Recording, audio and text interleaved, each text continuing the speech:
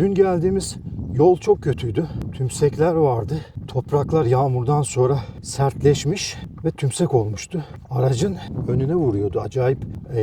O yolu düzeltmeye gidiyoruz arkadaşlar şimdi. Yolda araçlar geçsin diye, yol açık olsun diye yolu düzeltmeye gidiyoruz.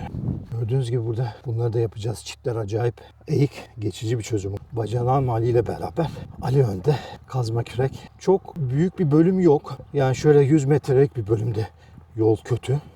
Onun dışında bir problem yok şu anda görünüyor. Ama yağmur yağdığında gelmenin imkanı yok. O ayrı bir şey. O zaman sadece ATV'ler veya B2 4x4 araçlar çalıyor. Biliyorsunuz burası yolu kötü. Yapışkan bir çamuru var. Yani tekerleklere öyle bir yapışıyor ki arkadaşlar. O tekerleklerle aracın gitmesi mümkün olmuyor. Bir de çıkamıyorsun zaten başlıyor. Yağmurda burası kötü. Şu anda yağmur yok. Hava açık. Ama dediğim gibi daha önce yağan yağmurlardan dolayı toprak kuruyup tümsek yapmış. O tümsekleri kaldırmaya gidiyor. Yolumuzu açmaya gidiyoruz yani. Evet, yaza... Onu işte biraz daha erken gelmesini yaptırır. Olmazsa geçerdir. Var mıydı acaba ekipmanı, tesviye? Arkasında var mıydı traktörün? Taş, çapa yapma makinesi. Anladım. Ya lastiğiyle geçse onun yanından bu tarafa. 200 sefer gidip gelse o yol bitti. Bitti. Tabii. Hep aynı yoldan gidiyor traktörler. O yüzden hiç dokunmuyorlar oraya. Ama biraz zor. Burası düşük. Buradan geçse bunu buraya yatırsa Geçse bitti. Bitiyor. Aynen. Tamam diyorum hadi yok. O sırada ben seni dinleyeyim gelseydim bunlara bile gerek. Evet. Taşların olduğu yer diyorsun değil mi? Bakarız şöyle. Bakarız. Ben biliyorum. Arkadaşlar kazmayı, küreği aldık. Gidiyoruz. Tırmığı da aldık. Ali'yi de aldık. Aynen. Yolumuzu açmaya gidiyoruz. Burada bir şey mi var? Olabilir. Dün nasıl tam buralardan kurtlar uluyordu ha. Gece arkadaşlar bir önce attığım videoda görmüşsünüzdür. Gece kurt sürüsü tam bu noktadan uluyordu. Resmen birbirine karşılık veriyordu. Konuşuyordu. Yani biri uluyordu, diğeri de ona yanıt veriyordu. Niye? Burada izliyorlar işte. Tabii onlar için iyi. Yaklaşmayın. Uyarı. Bizim alanımdasın. Aynen. Gece de bir çılgınlık yapıp da ormana dalma diyor. O şu yola baksana, bu yol da kötü. Bak köye giden yol aslında. Baksana bu yoldan araç geçmiş. Aynı bak sanki traktör geçmiş. Tabii traktör yapmış buraları. Traktör geçmese problem olmayacak. Dur şunu. Okumu kazmak lazım. Ben tırmıkla yapayım. Burada bir şey yok ama buradan geçer ya. Altı sürtmek. Aynen. Kurumuş dediğin gibi şey olmuş. Mimari eser olmuş. Şuraya bakar mısınız? Buralarda ama burayı rahat geçmiştik. Daha ilerleri daha kötüydü. Değil mi? Aynen.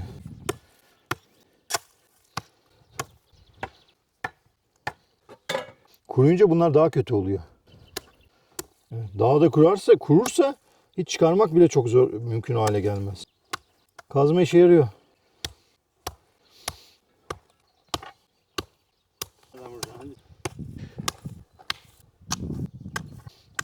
Kuş sesleri eşliğinde çalışma. Evet, buralarda bir şey olmaz. Ben şöyle bakayım ilerler nasıl. Bakar mısın? Yani buradan normal araç geçmesi mümkün mü? Geçiyor. Dün çok zorlukla geçtik. Çok zorlukla geçtik. Ama gittikçe kötüleşiyor yani sertleşiyor. Nereden geçtik? Şuralardan, yanlardan geçtik. Başka yol da yok arkadaş. Yol bu. Doğanın ortasında, ıssızın ortasında bir yer. Bakın kameraya yansıyor mu? Kulübe görünüyor mu? Hemen zaten dün bahsettiğim orman bu işte. Orman böyle gidiyor. Oradan bağlanıyor. Huzur verici bir ortam. Burası kesin.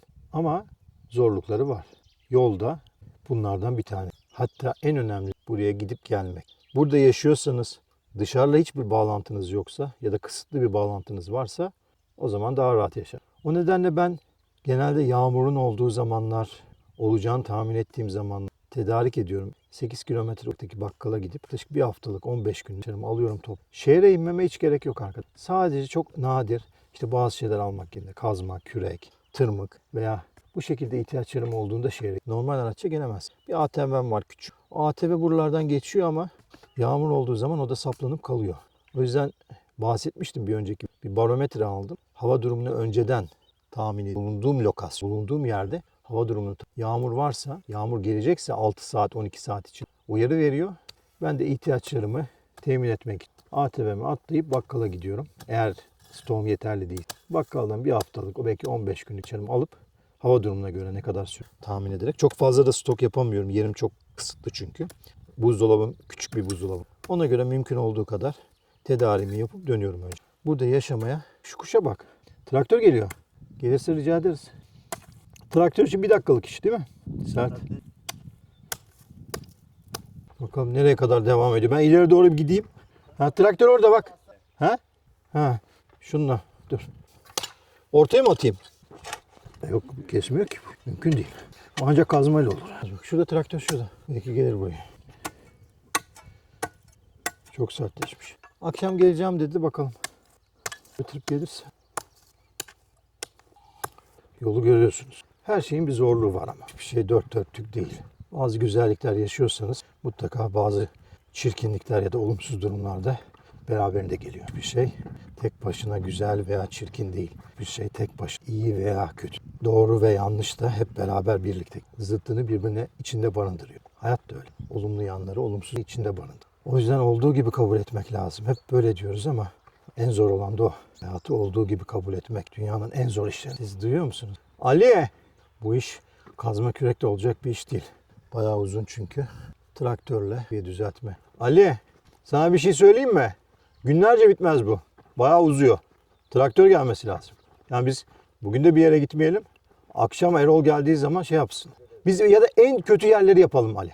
Bak geçemeyecek yerleri yapalım. Çünkü bak uzuyor bu. O ağaçtan sonra da gidiyor. 100 metre falan gidiyor. 100 metre düşünsün. Tamam işte. Yani. Ama ben söyleyeyim ondan belki 20 katı daha var. En kötü yerleri yapalım derim. Yani bize en sıkıntı olacak yerleri. Önce en kötü yerleri yapalım. Değil mi? En kötü yerleri bakalım. En kötü yerleri yapalım. Sonra devam ederiz. Yani bakalım olabiliyor mu diye. Tamam o zaman buraya yapalım. Buraya yapalım. İleride yok muydu bir şey? Orada da bir sıkıntı. Bir şey olmadı. Bayağı yapmışsın yani. Traktör oralarda dolanıyor. Bu yola girerse ondan rica ederim. Aynen çok şey değilmiş doğru. Kürek de olmuyor sadece evet. Baltayla kazmayla oluyor. Heh. Vurdun mu geliyorsun. Aynen. Şu ortayı mı yapıyoruz burayı mı yapıyoruz? Sonra da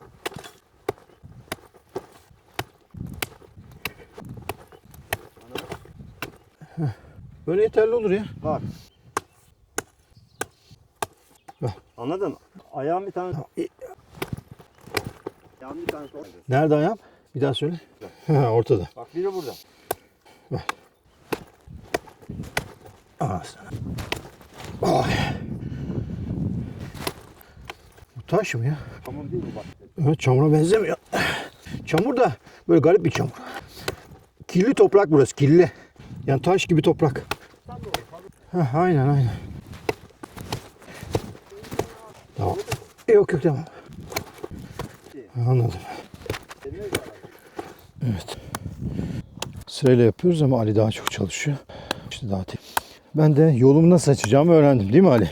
Buraya geldiğimde böyle bir sıkıntı yaşarsam kazmayı alacağım.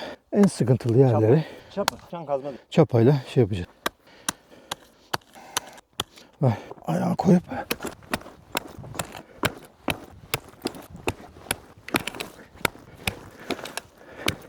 sen şunları düzlersin değil mi üzerine?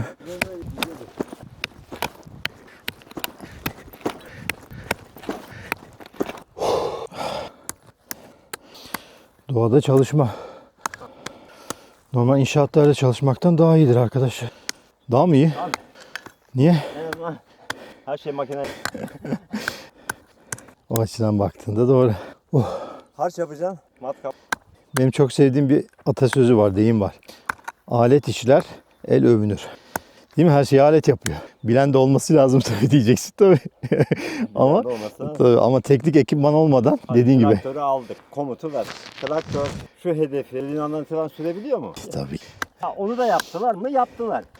Her şeyi kolaylaştıran artık teknik ekipmanlar, işte gerekli altyapı falan hazır ama her zaman o işi iyi yapan, iyi bilen insan gücüne ve beynine ihtiyaç olacaktır. Ve becerisine. Değil mi? Başladığı nokta. Otomatik traktör. Otonom pilot. Otonom. Öyle zaten Tesla'nın şeyleri var. Araçlar. Hatta Çin'de sürücüsüz araçlar var. Sürücüsüz taksiler var. Yeni başladı. O yaygınlaşacaktır. Yani bir öncü bir şey olduğu zaman 30-40 sene sonra onu ya da daha önce ülkemizde de olur diye düşünün. Teknolojik gelişme hep birbirini takip eder. Önce bir yerde gelişir, büyür, ilerler. Sonra tüm dünyaya yayılır. Hiç bir şekilde bir bölgeye istisna olarak kaldığı görülmemiştir. O yüzden yakında sürücüsüz araçlar da geliyor arkadaşlar. Ama her zaman iş gücüne ve insan beynine, zihnine ihtiyaç olacak. Sürücü var da beyin. Bilgisayar sürücüsü gibi. Aynen. Aynen evet. Ne istersek onu yapabiliyoruz. İnsan beynini hiçbir sürücü, hiçbir bilgisayarla taklit edemez. Aynen. Yapay zekaya ben tabii ki inanıyorum ve çok işleri kolaylaştıracağını düşünüyorum ama hiçbir zaman insan beynini algılayamaz. İnsan beyninin yaptığı işi yapamaz. O karmaşıklığa da ulaşamaz. Yok bir şey bulmak istediğinde mesela çok hızlı bir şekilde interneti tarayıp sana bir sürü arama motorunda bulduğun bilgi anında karşına çıkarıyor. Bu anlamda. Tabii orada yazan bilgilere göre söylüyor. Verili olmayan şeyi bilemez. Asıl Aynen. insanda. Yaratıcı değil yani. Yapay zeka yaratıcı değil. Ne varsa elinde onu veriyor.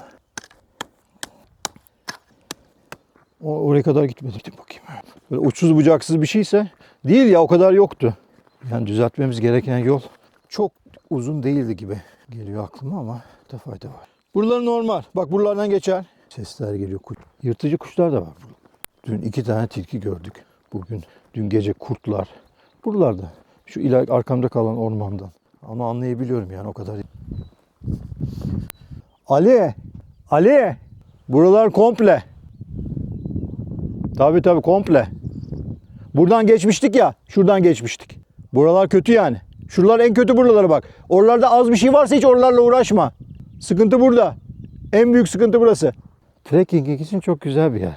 Eskiden çok kullanıldı o tabir, yürüme. Trekking. Çık kulübenden yürü. Sabahları özellikle koş. Buraya yürüye 2 ayak geleceksin. Geldiğin zaman dışarıdan. Ya da kulübenden çıkmayacaksın. Araç sıkıntı. Evet buraya kadar. Bundan sonra şuradan bir yol var. Başka bir yola gidiyor. Bayağı ileride. Buradan çok ileride ama bir asfalta bak. Ali orada. Mümkün olduğu kadar konuşmayayım da doğanın sesini birlikte duyalım. Sadece doğa yeter. Bazen insan gereksiz. Doğaya tam uyumlu olmayan insan ya da bir ölçüde uyumlu olmayan insan gereksiz. Gereksiz derken orada yaşamak onun için problem, sıkıntı. O yüzden doğaya yerleştiğinizde doğaya uyum sağlamanız, bir an önce bu uyumu sağlamanız çok önemli. Ve bu kendiliğinden gerçekleşiyor biliyor musun? Sizin bir çaba sarf etmenize gerek yok. Zorlamaya gerek. Doğal olan oluyor. İleride bitiyor Ali. Biraz ileride bitiyor, çok değil. Aynen. Bir yer sıkıntılı, çok sıkıntılı ama ondan sonra bitiyor. Belli ki traktör o bir yol ayrımı var. Oradan girmiş, buraya devam etmiş, bozmuş yolu. Öbür taraftan gelmemiş yani bizim geldiğimiz tam ana yoldan gelmemiş, ana toprak yoldan gelmemiş. Yan yoldan gelmiş. Arkadaşlar yolu bitirdik. Yol tamam. Burada tümsekler oluşmuştu. Yağmurdan sonra traktörlerin geçmesinden dolayı yaklaşık 200-300 metrelik bir mesafeyi çapayla kazarak arabanın bileceği bir yer oluştu. Yağmur yağınca bu da işe yaramıyor.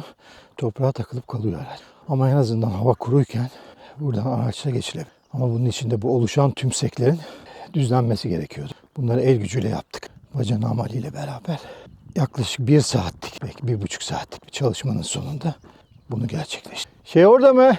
Tırmık orada mı Ali? Tırmık. Tırmık nerede? Tırmık. O tarafta mı? Her güzelliğin bir güçlüğü var. Bu da o güçlüklerden. Yol. Ama her şeyin de bir çözümü var. Her sorunun bir çözümü olduğu gibi. Doğada bu çözümleri kendiniz düşünüp üretmek durumunda kalıyorsun. Ya da uygulamanız gerekiyor. Başkalarından öğrendiğiniz çözümleri. Doğru mu, yanlış mı? Siz yapabilir misiniz, yapamaz mısınız? Bunları görebilmek için yapmanız gerekiyor. Elinize çapayı, kazmayı alıp hareket etmeniz. Harekete geçmeniz. Harekete geçmeden hiçbir şeyin doğru mu, yanlış mı olduğunu bayağı bir yol yok. Özellikle bir tarafı, sağ tarafı yaptık ki araç zaten oradan geçecek, yeterli. Ama her yağmurdan sonra bu olacak. Her yağmurdan sonra traktör her geçtikte burada böyle yüksekler oluşuyor. Bunları her sefer düzlemek gerek. Zor. Burada yaşamak zor. Ama zorluklara rağmen yaşamak da en kolayı zorluklardan yılıp kaçmak. Zorluklar bize çok şey öğretiyor. Sadece gündelik hayatımızı sürdürmeyi değil, yaşamın gerçek güçlüklerine göğüs germeyi. O tarafta derken daha mı ileride ya? Arkada bırakmış olmayalım. Tırmıkları orada mı bıraktı? Biz bayağı yol gitmişiz gerçekten ha. 300 metre var mıdır?